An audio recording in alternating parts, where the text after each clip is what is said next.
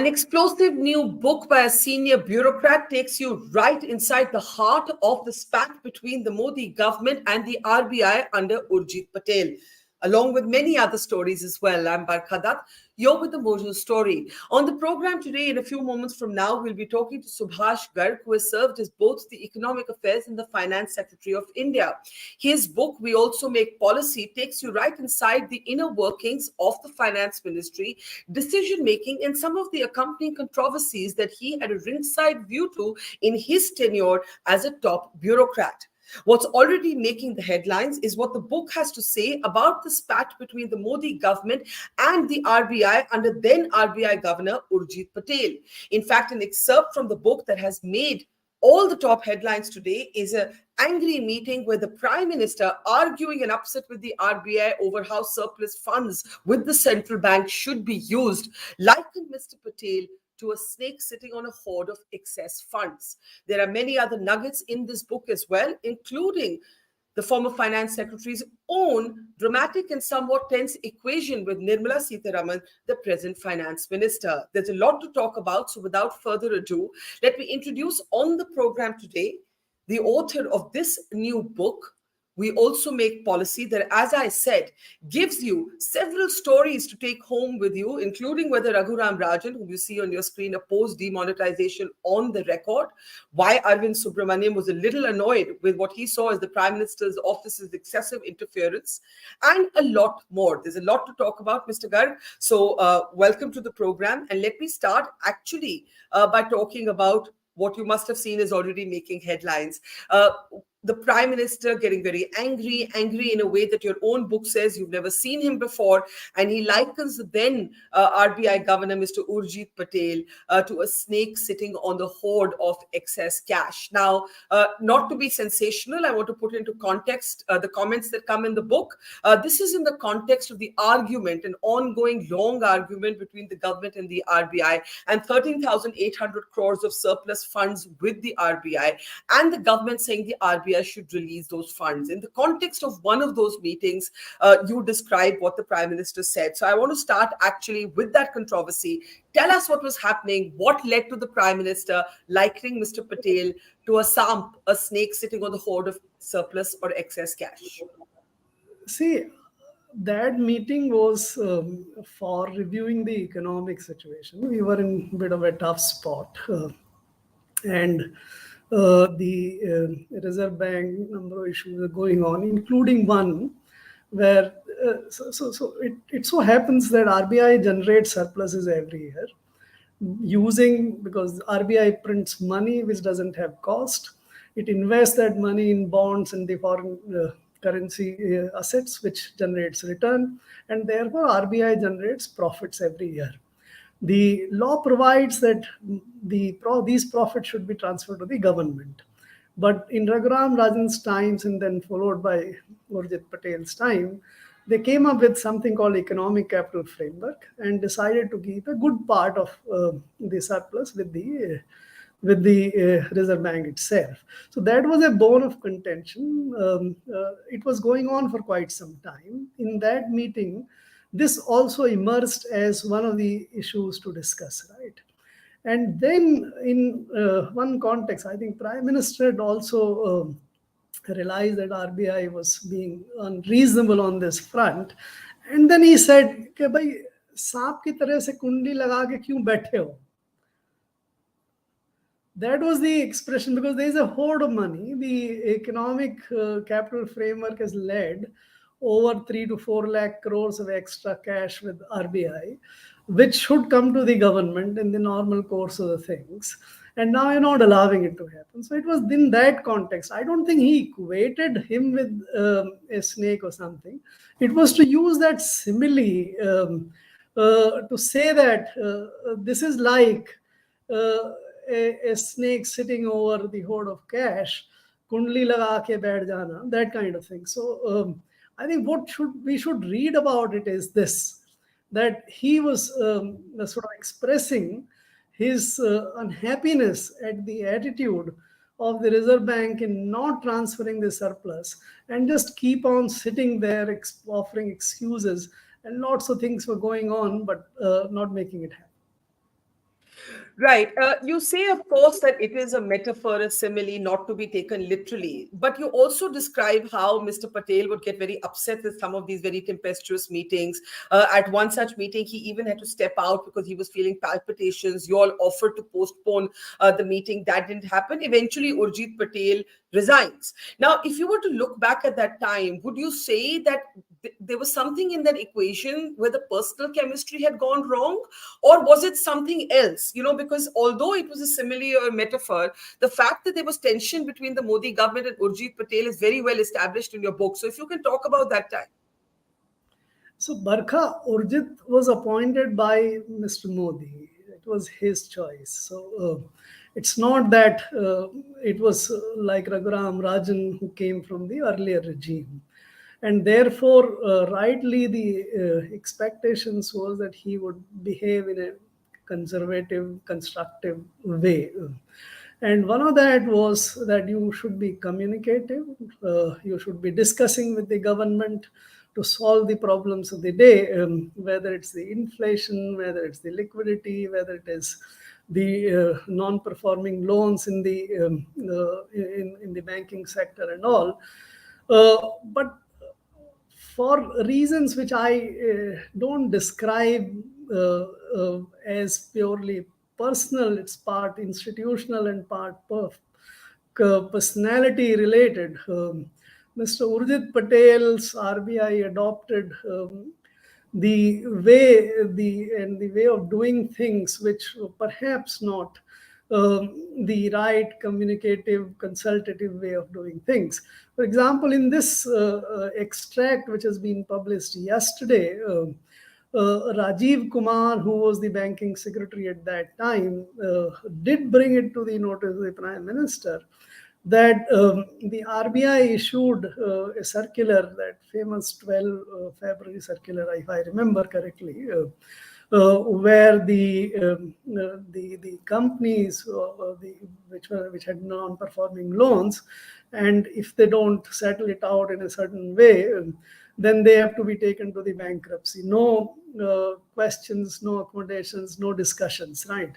And he said that that kind of circular regulation was issued by the Reserve Bank without even bringing it to his notice, without consulting. He learned it from the newspapers. So similar things were happening elsewhere as well. So this non-communicative style, followed by the institutional desire to retain the surpluses unnecessarily, I think that had created that situation which you describe in one of the meeting rightly, which I have actually described and you have quoted, where it had made him tense as well.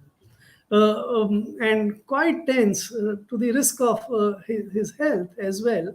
So in those meetings, the tempers ran large. There was widespread media. In fact, in that meeting, the RBI building was all around surrounded by the cameraman and all. Nobody was. So in that kind of situation which got created, there was some degree of tenseness over there. But can I ask you something? You were at that meeting, and in the book, you vividly bring alive the tension. Now, when the Prime Minister used this simile, कि आप सांप की तरह एक hoarding पे hoard of cash पे बैठे हैं, आप release क्यों नहीं करते? You also say in the book that you never quite seen the Prime Minister that angry. What were all of you feeling? What were all of you thinking? And what was Mr. Urjit Patel's immediate response to that comment? See, the background to that meeting was that we had tried to create a demand that we should discuss this in the board, convene a board meeting, discuss this issue, so that we can thrash it out. There were other issues as well, like non-performing MSMEs and others. So there were quite a few issues we wanted to discuss. Now, for some reason, Urjit Patel would not even agree to convene a special meeting for that. Though we were within our rights and the justification of subject was unquestionable, but still he would not convene. So this kind of situation which got created, the Prime Minister, I must say, I have never seen Prime Minister's ruffled at all. He's always very quiet, conscious. In the time we had always have inquisitive attitude, asking questions, trying to understand. And in that meeting also, this had gone on for about 2 hours. But even after 2 hours of such senior people sitting and no solution emerging, it's quite understandable that the Prime Minister would feel frustrated that what is going on? Why can't we find solutions? And in that situation, you may tend to use some of the expressions which he used. Looking back, do you believe that Mr. Urjit Patel was at fault? Because one of the other things that you mentioned is that there was a kind of language popularized by economist Rakesh Mohan, who ironically then goes on to head the special committee looking at this issue, about raiding the RBI funds, quote unquote. And that's a phrase that Viral Acharya subsequently uses in a speech that makes headlines, but you say was actually echoing Urjit Patel. Mr. Patel has resigned by then, but you talk about Viral Acharya's speech. Now, when you look back at it objectively today, you're not in government. At that time, your task was something else. Today, you can speak more lightly and more with the benefit of hindsight. Who do you think was at fault in that argument between the government and Urjit Patel over the surplus funds? See, I've always find it difficult to sort of attribute faults to this or that, or to discuss individual personalities. I don't think these are the results of any ones, and I don't at all attribute any sort of motives to any of these players involved. So, in my judgment, all of them are perhaps acting in what they thought were the best interests of their institutions, or even nationally. It may be that the perspectives were different, perspectives may not be correct at all, but attributing faults or the motives is something which I would like to completely avoid. Looking at from the Urjit Patel's point of view or Viral Acharya's point of view, perhaps they were convinced in their minds that the independence of the central bank is something which is very, very important. And their own understanding about the fisc and the fiscal constraints and the fiscal management imperatives may not be that great. Now, if you have some such a kind of situation, then you tend to take positions which are perhaps not the best in the national interest, and that is what generates. I've written about that there. Arun Jaitley, who I worked with many finance ministers, but I wouldn't find a person who give this space to someone else more than him, and who is so courteous always for everyone. Him getting frustrated about the kind of attitude which Urjit Patel and the RBI was reflecting was, to my mind, a proof of the fact that there is disconnect, there is problem, but people are not able to resolve that. So I would attribute it as a fault or something, but in my judgment, the positions which they had taken were completely wrong, and that required a solution. Now, if you can't solve it, you believe Urjit Patel's position was completely wrong, even if well intentioned? Yes, certainly. Okay, go ahead. Yes, certainly. Because in all these two or three instances which I cited, I don't think that position was correct, and therefore the government had to then use something which has never been used formally. Informally, you do it all the time, invoking Section 7 of the RBI Act, where the government issues a direction, policy direction to RBI. That kind of thing is a last resort when you have you find that there are no other more sort of germane and useful solutions. So I think that is where the trouble probably was, rather than ideally this should have been solved by the discussion. You still haven't told us how Mr. Patel responded when he saw the Prime Minister that angry. After all, this was the Prime Minister. And anyone would be a little taken aback to see the Prime Minister that angry. So when that snake sitting like a snake on a hoard of cash simile was used by Prime Minister Modi, how did Mr. Patel respond? See, it's partly captured in the last sentence of that particular chapter. So I thought this kind of dose, or this kind of expression and the displeasure, in a way, if I can use that term, would make him realize that he perhaps is someone who need to make concession, who may need to make change. And that change, in my judgment, was in more concrete terms to come in the form of that special meeting which we wanted to convene. So as we were getting out, I asked him, and I've written that in the book, I said, would you now convene the meeting? And I was surprised in a way that even after that, he said, I will not. So in my judgment at that moment, either he was saying, he did convene the meeting later, so either he in that meeting was at least for the purpose of the way he wanted to show himself that no, whatever has happened, despite that, I would not convene the meeting. So that attitude, as I said, the meetings were convened, and finally we had a committee for to go into that question. It is another matter that committee also led to a lot of discontent and dissensions, and where I was in a minority of one, and the dissent note which I wanted to put in led to another set of problems.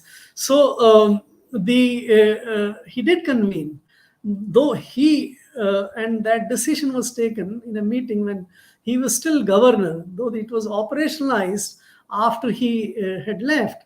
So he did act on what the Prime Minister wanted, but on the face of it, in the meeting, he didn't appear to be contrite or to have any sort of. So he stuck to his guns. He stuck to his guns, basically. He continued his attitude, an attitude that you did not agree with.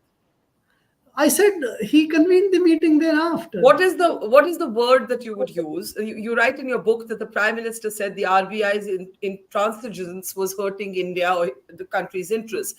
If you had to use a word to describe Mr. Patel's attitude, what would that word be? Let me start with a prompt. Would it be stubborn? Would it be well-intentioned? Would it be, I don't know, some people would say brave, some people would say stubborn, some people would say foolhardy. It depends on your point of view. What is your point of view? What word would you use? I think it was misjudged intransigence. Misjudged intransigence. Okay, that's interesting. Now, I want to come to your dissent note as well later, but just one more question on Urjit Patel. You write in the book that he also clashed with the government on the subject of electoral bonds. Now, electoral bonds have become a much talked about issue, much debated issue. They're before the Supreme Court. If you can talk a little bit about that as well. So there is a chapter in the book, a full chapter on the electoral bonds. The sum and substance, because in relation to the question you just asked, is that we had threshed out, there were different opinion earlier and all, but we had threshed out a draft of the scheme of electoral bonds on which RBI was on board. And that scheme envisaged physical bonds to be issued, right? Because the key to these bonds was that who bought the bond and who actually got it finally, that connection should not be established, right? So a corporate A gave the bond to party X. That connection, because of two factors. Number one, the corporates did not want honestly to be seen to be contributing to X or Y party.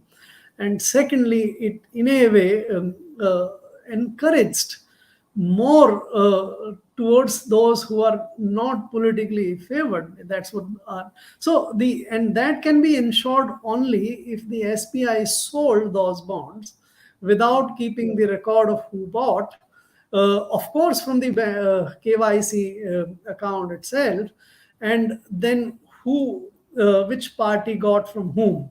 So that can be ensured only by way of physical bonds. So once RBI was on board, we thought the matter is sealed in a way. Suddenly he came up with a alternative formulation of saying that instead of the SBI or other banks, it's only the RBI will issue it. And secondly, it will also issue only in digital form. Now, in digital form, the traceability and the connection between the donor and the receiver is completely open. And in that case, the very basis of the scheme would have gone. And he came up with this formulation, and that was the reason why there was tussle. And Mr. Arun Jaitley, who was the author of the electoral bond scheme and who had invested a lot of capital into this scheme going, so he was virtually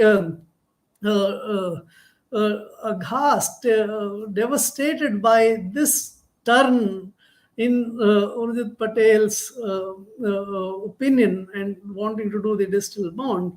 Then we had convened a meeting in the North Block where Urjit was quite intransigent again. He, in fact, quoted another instance that he could have objected to this in the finance bill itself, when in February the government had brought that amendment in RBI Act to create the electoral bonds. He didn't do it, but now he will not allow it to be issued by anyone other than the RBI, and that too in digital bonds, now a digital form. Now that created a situation, virtually an impasse, and the government had to find solution. That is what led to some of the tussle later on.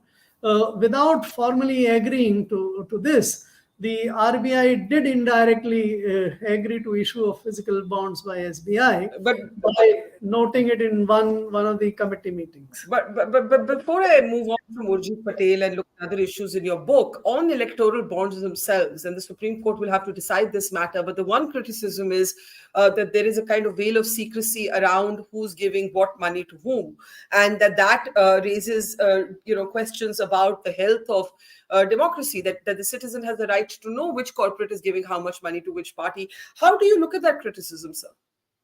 See, this is the fundamental to the electoral bond scheme, right? Now, and this criticism is not completely unjustified. Mr. Arun Jaitley also acknowledged this to be the case, that this is not the ideal solution. But what is the problem you're trying to solve? The problem was that at that point of time, the basic mode, the principal mode of providing political donation was in cash. And the law said about 20,000 rupees or less donations given in cash need not be recorded in the name of who gave. So political parties would receive whatever they have to receive from anyone and would split into less than 20,000 and would record it accordingly, that we have received 1 lakh or 10,000 or 2,000 donations of 20,000 rupees each. That had created a situation in the country where there was no traceability either. And even if a corporate wanted to give donation legally, it would not give it because it was not possible. So it will create some medium, convert into cash, and then the cash would be given in the form of this. Now, that situation, if you want to remedy, not with an fully ideal solution, but at least a better solution where you have ticked some boxes at least, that it can be bought only from a KYC approved account, and it is accounted for by the political party in its legal account, and then it can make expenditure from that legally received amount. So political parties would, Arun Jaitley would tell me that he, as a treasurer, one of the problems he had was that he had to procure a lot of things or spend money in cash, because the receipt of money was in cash. So you have a solution which is not the best, but is certainly much, much better than the given situation.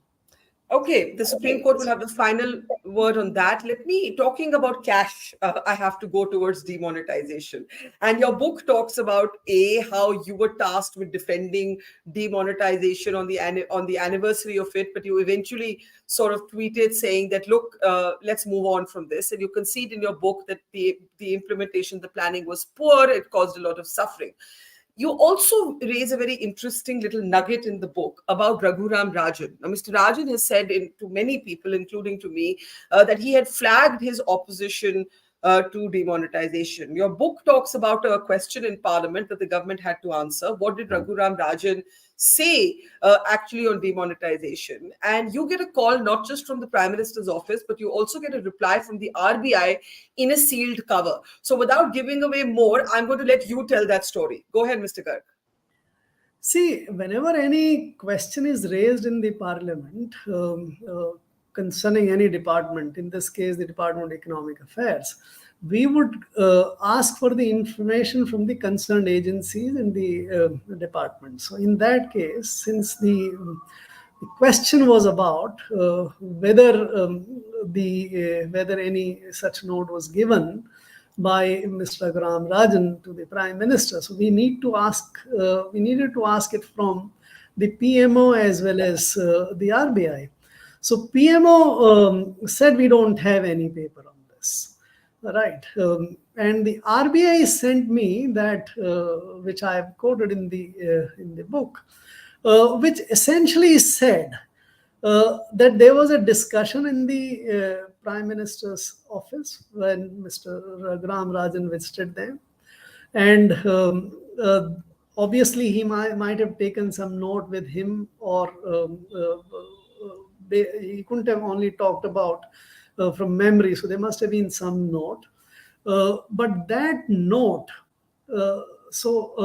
what they recorded was that when they came back to the Reserve Bank of India, the governor asked one of the, I think it was general manager, to record a note and keep that base note or whatever in their custody, and that is where it was inside the RBI. So the note did not say whether Raghuram Rajan left any note in RBI in the PMO or not. It also did not say that note in RBI exists or not. This was only the covering note which existed. And that covering note said this, that he went, had a discussion, came back, asked me to record, this is what it is, and this is what. So when I received this. But the note didn't actually record what was said in that discussion, or did it? Because the book doesn't tell you that. It did also. It did not. It is in official, we have a covering note sheet or something of that effect, where you just record that he met him, this matter was discussed, and the base note which he has taken is kept here, and I've been asked to keep it in my custody. That's all. Now that note was also not by that time with the current general manager, and therefore we concluded that this is something very problematic. If we retain this with us, then there would be a record which will say that we had something, whereas we did not. We were not even a party to that. So I decided to send it back to them without sort of keeping it with us. So it went back to the RBI. PMO said we don't have, and therefore we responded to the effect that there is no note available to that. Okay, you missed the demonetization sort of challenge, but you did have to oversee a situation where ATMs were running dry. You did have to handle the sort of discussion around the scrapping of the 2000 rupee note. So, talk a little bit about that, sir. No, I think the book describes it very well. There was a situation for 2000 rupees note. This was incongruous. It was resorted to because it happened to be in print for a decision which was taken completely unconnected as far as the demonetization issue was concerned. Because at one point of time, the RBI had made a proposal that we should have 10,000, 5,000, 2,000 rupees note, because in India, the 1,000 rupees or 500 rupees note were actually much smaller. If you take the dollar value of that, it's only about $13 or $6 or $7 for the respective notes. Now, if you have your largest currency as such a small one, the RBI felt, and I agree with that you need to have higher denomination, and that in that the government agreed only for 2,000 rupees note to be printed, not 5,000, not 10,000. So 2,000 note was being printed separately. But if you have a demonetization decision based on the premise that 1,000 rupees note and 500 rupees note is big notes, susceptible for being used to store or hoard black money, then you can't use 2,000 rupees note by logic. But when you have 85% of your currency taken out of the system, you need something to replace. So whatever was available as handy was taken, and about 7.5 lakh crores worth of 2,000 rupees note of printed. But this was very clear, and I entirely agree. If you have that philosophical view that 500 rupees and 1,000 rupees note is a very high denomination note, the 2,000 rupees note, whenever it serves its temporary purpose, will have to go out of circulation. So it did. So you're saying the scrapping of the 2,000 rupee note was a natural extension of the demonetization decision? Yes, except that ironically it was a product of demonetization, and that had to be demonetized itself. So, but again, currency remonetization is not a one-shot affair. It takes time, and therefore, and you need another replacing notes, right? So what do you look back at as your most difficult time? Was it that time when the ATMs ran dry? Was it something else?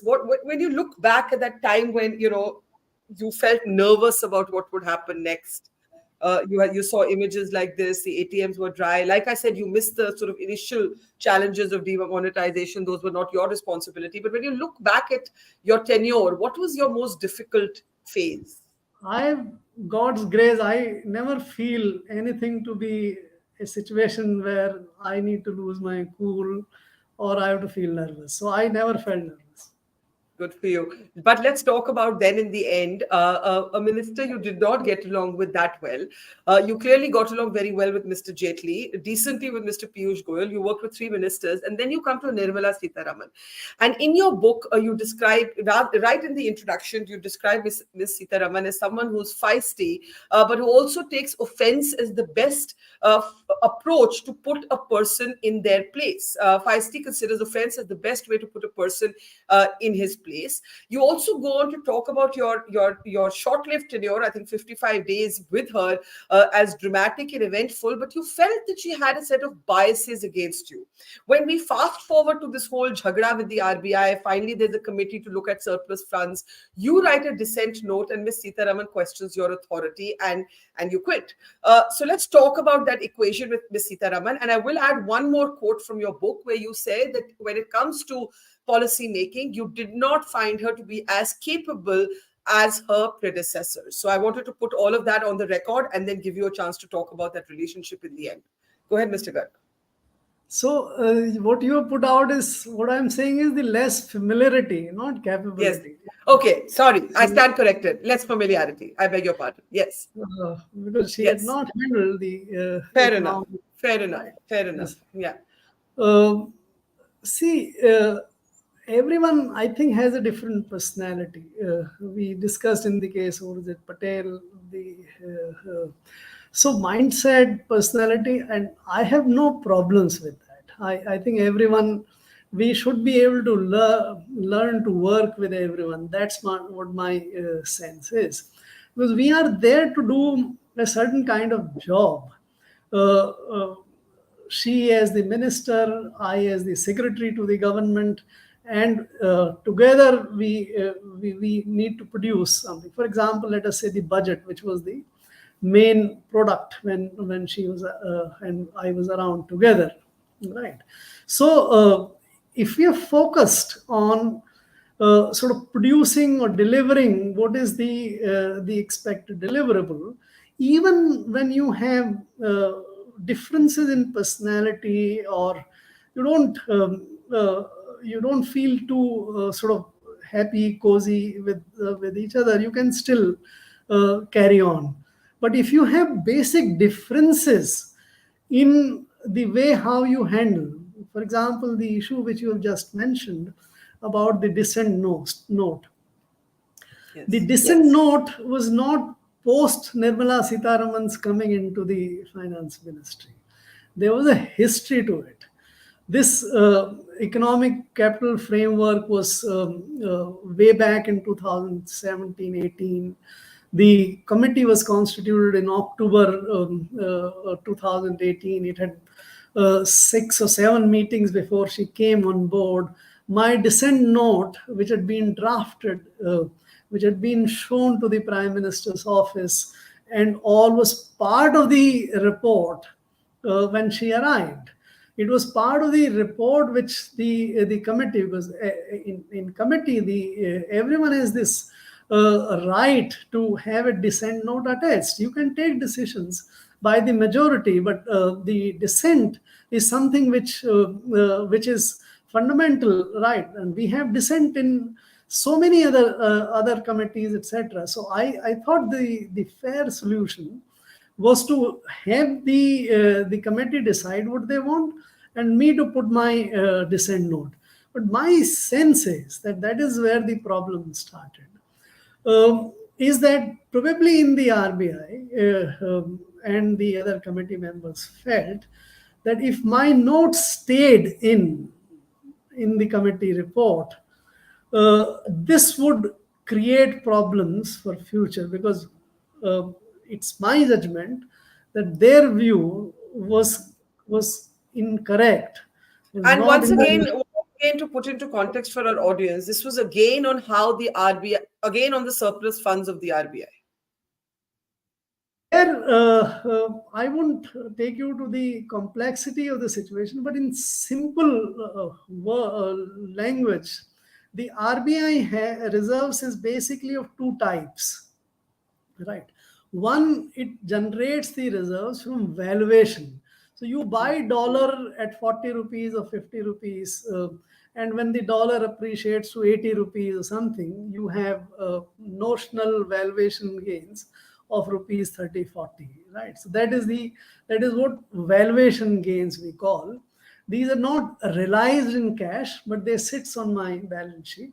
So my balance sheet, the dollar has now become 80 rupees, but on the liability side, it was 40. So I keep 40 rupees, which have been gained in the form of valuation reserves. So one side is these valuation reserves. The other one is the retained from the cash surpluses which you generate. So you earned 1 lakh crores of profit, but you gave only 60,000 crores to government, 40,000 crores remains with you. So these are the two kind of reserves which you retain. I won't go into more of it, but there are associated concerns regarding why should you retain any reserves, how much should you retain, etc. Those issues I'll not go into it. So the differences were on this. In my judgment, I argued that the RBI actually need not retain even a single rupee of reserves. This was an extreme position, all the same, but in my note, I justified. So And the argument you made was the central banks across the world don't do that. Argument which is there, Arvind Subramaniam wrote a piece in Economic Survey of 1516. There he had brought out the central bank survey where several banks had no reserves or something. But those are matter of detail. We need not go into it. But the point was, my sense is that the RBI and the other members felt that even if my dissent note remain in the report, this will either bring them in little bit bad light, or it will find it difficult to justify when the people ask these questions later on, etc. So they wanted no dissent. That is where perhaps they approached Mrs. Nirmala Sitharaman, and Nirmala Sitharaman would ask me that, do I have the authority to write a dissent note? How did you feel when that happened? I'm out of time, but I have to close with that. You said that you are never ruffled, you're very calm, you've never really had an anxious phase. When Ms. Sitharaman said you have the authority to write this dissent note, were you hurt? Were you angry? Were you cynical? How did you feel? No, I said, madam, if you want me to do it, government can direct me, but you can direct me on file. So if you give me a order in writing that don't do a dissent note, I will not do it. Then I will write to them that though my views or what had been expressed earlier, the government had directed me not to put a dissent note. That's it. Now, you should have courage to do that. You can't have, if you don't have, then there is a problem. But so that written instruction never came to you from the finance minister? That written instruction never came. I have recounted this in the book. Yes. On that day or a day later, I received a call from Mr. Mishra that it has been decided that you will not have a dissent note. I said, fair enough. If you want, either you or Nirmala Sitharaman would have to give me an order in writing. And then I again explained that these are the implications. Please remember. And then PMO actually constituted a committee under Mr. Amit Shah, which concluded, this is there in the book, that what I was saying was something which had to be sort of supported. That is a long talk. We can have some other day. Okay. It's been fascinating, sir. There's a lot more to talk about, but I urge everybody who hasn't read the book. The book is called "We Also Make Policy." It is an insider's view, an account of his years in government as both economic affairs and finance secretary. A lot of interesting nuggets, a lot of things I certainly did not know. Thank you very much, Subhash Garg. Congratulations on your book, and congratulations for being so candid. A lot of people write books without any candor, and they do not make for interesting reading. This was very interesting. Thank you so much, sir. So the original subtitle of this book was Secretary's Candid Account of how Economic Policy is Made in the Ministry of Finance. Well, so, candid it certainly is. Okay. Thank you very much. Thank you, sir. Take care. Take care, sir. Bye-bye. It's great to see you here. Thank you for watching our work. If you haven't subscribed yet, don't forget to click the bell icon and subscribe to Mojo Story and support independent, robust journalism.